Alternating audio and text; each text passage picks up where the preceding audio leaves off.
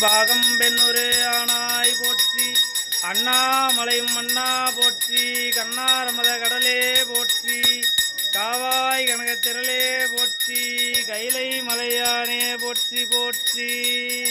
சுற்றுணை வேதியன் ஜோதிவானவன் பொற்றுணை திறந்தடி பொருந்த கைத்தொழ கற்றுணை பூட்டியோர் கடலினும் பாச்சினும் நற்றுணை யாவது நமச்சிவாயவே.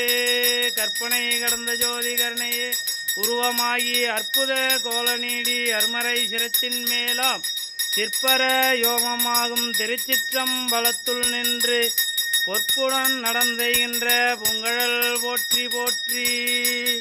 பஞ்சமாதேவி பசுபதி அப்படியே சொன்ன